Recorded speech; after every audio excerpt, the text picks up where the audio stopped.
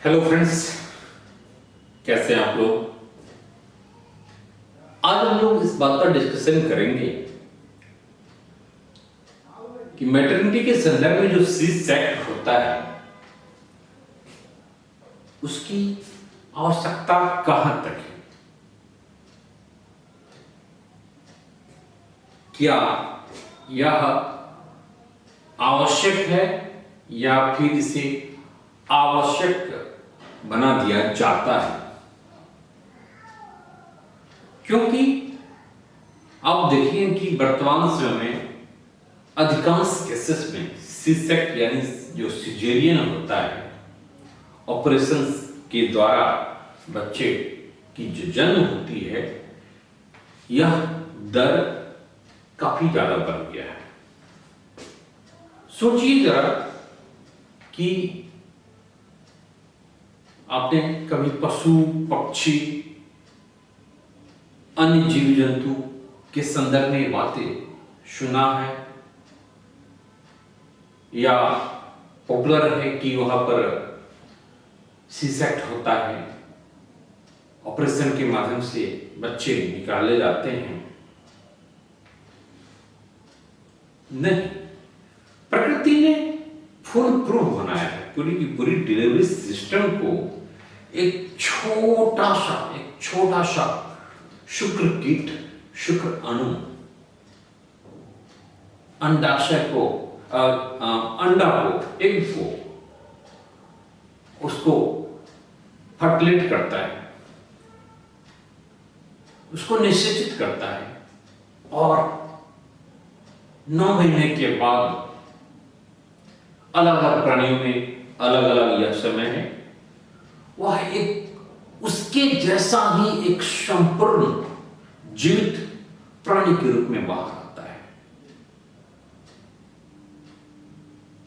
प्रकृति के बहुत बड़ी चमत्कार है। किसी भी मेडिकल साइंस के द्वारा इसको समझ पाना, इसके पीछे की जो रहस्य है, इस रहस्य को समझ पाना संभव नहीं है या वैसा क्रिएट कर लेना। फुल प्रूफ एक सिस्टम प्रकृति ने हमें दिया है। ये जो सी सेक्ट है, कहीं न कहीं उस नॉर्मल जो फेनोमेना है उसके विरुद्ध जाना कहीं न कहीं बिल्कुल है। तो जो प्रश्न था कि क्या यह आवश्यक आज हो गया है या आवश्यक बना दिया गया है, इस संदर्भ में WHO कहता है कि वर्ल्ड हेल्थ ऑर्गेनाइजेशन के अनुसार 10 से 15% के केसेज में जब जच्चा और बच्चा, मां और बच्चे के ऊपर ऐसी रिस्क आ जाए, रिस्क फैक्टर काम करे, तो ऐसे में सी सेक्स के लिए जाना चाहिए, जाया जा सकता है। जबकि आप देखेंगे कि अगर इंडिया की बात करें और इंडिया में देश का कैपिटल राजधानी दिल्ली की बात करें, तो वहां पर एक RTI में यह बातें सामने आई कि वहां पर 65% केसेस में सी सेक्ट हो रहा है, सिजेरियन ऑपरेशन हो रहा है। यह आंकड़ा भी पूर्णतः सत्य नहीं है। कारण क्या कि आंकड़े जो देने वाले होते हैं, जो हॉस्पिटल्स वगैरह, वह इस बात को छिपाते हैं। कहीं न कहीं उन्हें पता है कि यह गलत है, उसको छिपाने की कोशिश करते हैं डेटा में भी, तो यह परसेंटेज और काफी बढ़ जाएगा। अब प्रश्न है कि ऐसा क्यों करते हैं, क्यों करते हैं। अगर आप यह जान लेते हैं तो क्लियर बहुत कुछ हो जाएगा कि ऐसा क्यों आवश्यक क्रिएट कर दिया जाता है। सिंपल सी बातें हैं कि जो सी सेक्ट होता है, जो सिजेरियन ऑपरेशन के माध्यम से बच्चा जो निकाला जाता है, वह क्या है, कुछ मिनटों का खेल है। जबकि जो नॉर्मल डिलीवरी की जो स्थिति होती है वह एक लंबी प्रक्रिया होती है। वह 3 फेजेज में होता है और वह लंबी प्रक्रिया के तहत उसे गुजरना पड़ता है। तो उस लंबी प्रक्रिया से कौन गुजरना चाहेगा? जिसमें परेशानी भी ज्यादा, चार्जेस भी कम, मेहनत भी ज्यादा, टाइम भी ज्यादा। तो हम सोच सकते हैं कि क्यों सीसेक्ट को का एक माहौल बना दिया जाता है। अब हम सब कहीं न कहीं इस बात को सुनते हैं कि जो कॉर्ड है बच्चे ने गले में लपेट लिया, वह उल्टा है तो यानी कि पोटी कर दिया, तो हाइड्रेशन की कमी है, फ्लूइड का कमी है। ऐसी ढेरों सारी चीजें मतलब चीजें सुनने को आता है। आजकल के बच्चे की बड़ी शरारत है कि गले में लपेट लेते हैं कॉर्ड। ये चीजें पहले से था। एक नॉर्मल चीज, बच्चे जो अम्बिलिकल कॉर्ड होता है इसको पकड़ करके उसके साथ खेलता है, फिर उसमें फंस भी जाता है, फिर स्वयं निकल भी जाता है। कोई ऐसी नॉर्मल चीजें नहीं है।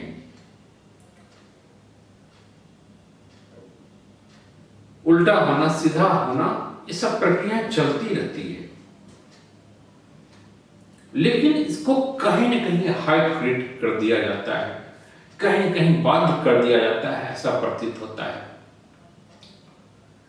यह जो सी-सेक्ट है यह कोई एक सिंपल सा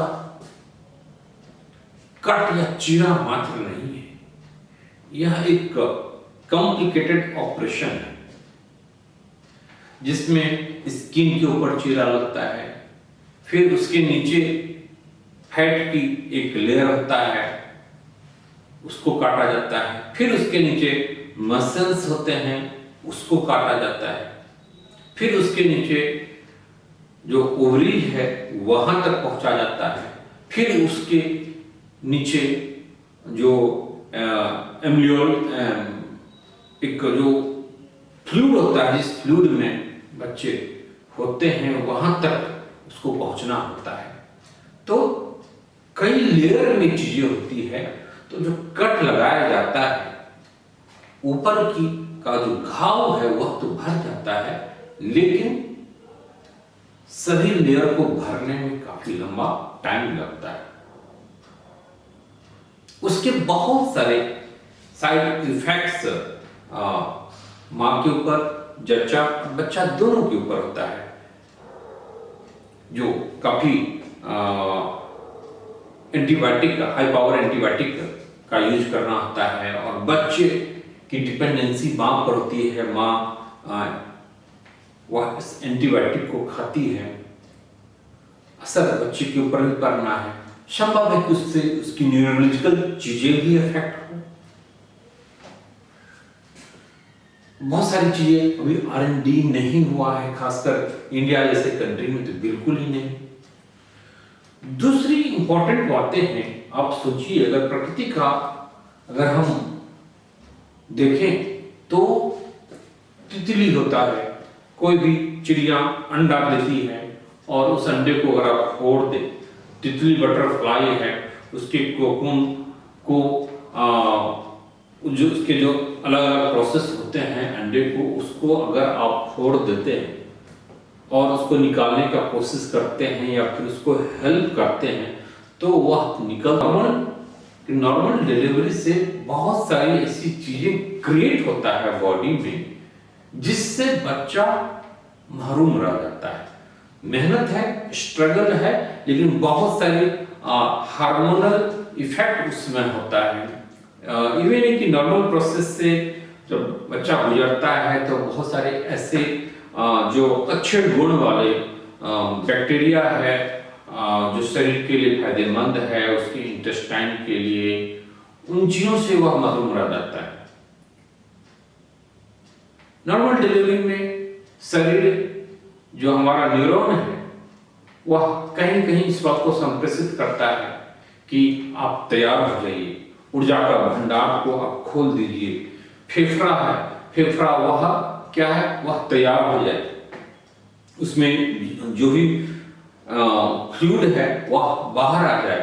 ऐसी बहुत सारी चीजें होती है जो कि नॉर्मल डिलीवरी न होने के कारण नहीं हो पाता है, उससे बच्चा वंचित रह जाता है।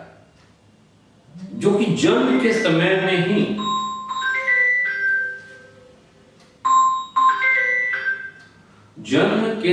में ही वो चीजें वहां पर होती है और उससे बच्चा वंचित रह जाता है। तो आप सोचिए कि ऐसे में बच्चा स्वस्थ कहां से हो पाएगा, पॉसिबल नहीं है। इसके बहुत सारे साइड इफेक्ट्स हैं जो कि समय के साथ यह पता चलेगा।